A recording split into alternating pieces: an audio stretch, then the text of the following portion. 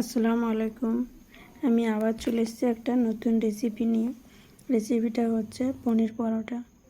আপনারা দেখতে থাকুন কি কি উপকরণ লাগে আমাদের পনির পরোটাতে। সর্বপ্রথম নিয়ে নিলাম আমি 1 কাপ ময়দা, হাফ কাপ আটা, স্বাদ মতো নিলাম লবণ, 2 চামচ নিলাম তেল। এবার চারটে লাগবে কিনো করে ময়ান দিয়ে নেব। এখানে আমার ময়ান দেওয়া হয়ে গেছে। এবার অল্প অল্প জল দিয়ে আমি সুন্দরভাবে ডোটা তৈরি করে নেব। ড্যাশ তৈরি করো, ড্যাশ তৈরি করো।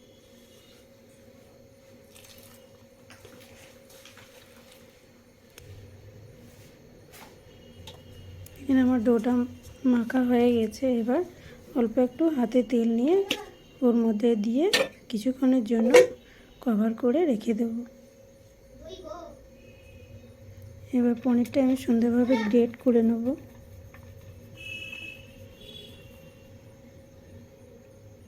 এখানে পনিরগুলো আমার গ্রেট করা হয়ে গেছে। এবার যেসব উপকরণগুলো লাগবে আমি এগুলো সব কেটে নেব।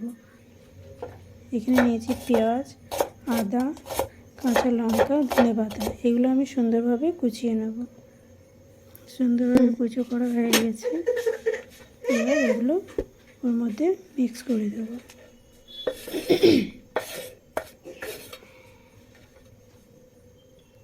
এবার দেবো স্বাদ মতো লবণ, হালকা একটু চিনি, দিলাম ভাজা মশলা, এখানে দিলাম একটু গোলমরিচের গুঁড়ো, এইখানে কিছুটা ক্রাশ করে দিলাম জোয়ান। এটাতে জোয়ানটা কিন্তু খুব সুন্দর হয় খেতে আলু পরোটাটা।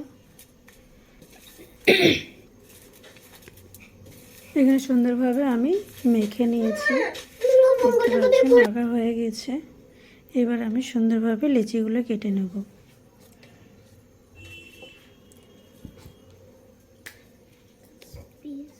এখানে আমার লেচিগুলো কাটা হয়ে গেছে। এবার আমি লেচির মধ্যে পুরগুলো ভরার জন্য কিছুটা বেলে নেব।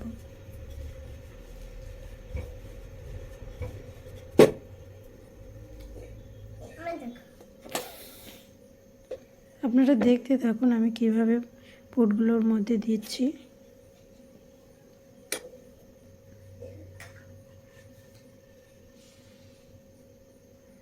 এইভাবে সুন্দরভাবে আমি মুড়ে নেব।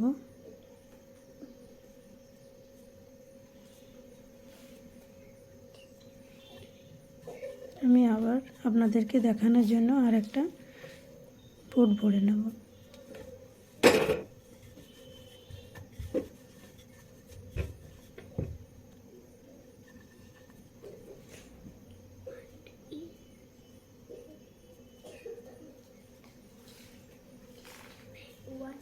এখানে আমার সব পুরগুলো রেডি হয়ে গেছে।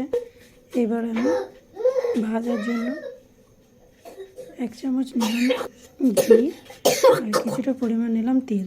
দুজনকে মিক্স করে নিলাম সুন্দরভাবে। এবার আমি পরোটাগুলো সুন্দরভাবে বেলে নেব।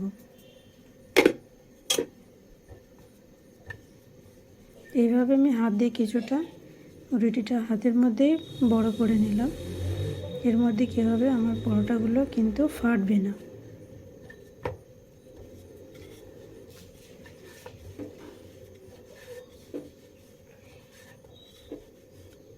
দেখতে পাচ্ছেন সুন্দরভাবে আমার কিন্তু পরোটাগুলো বেলা হয়ে গেছে, কোনো দিক থেকে কিন্তু বেরিয়ে যায়নি।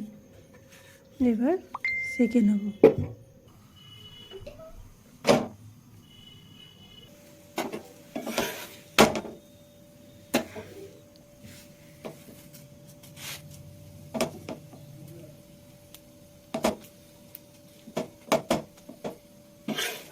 এবার আমি তেলটা ব্রাশ করে নেব। দেখতে পাচ্ছেন কিন্তু ফুলছেও খুব সুন্দর।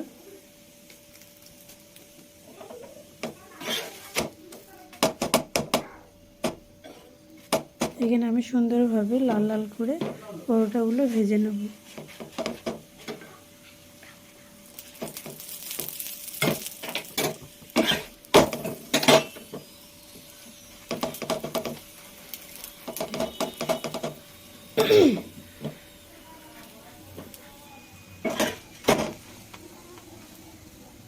দেখুন সুন্দর মতো আমার ভাজা হয়ে গেছে পরোটাগুলো।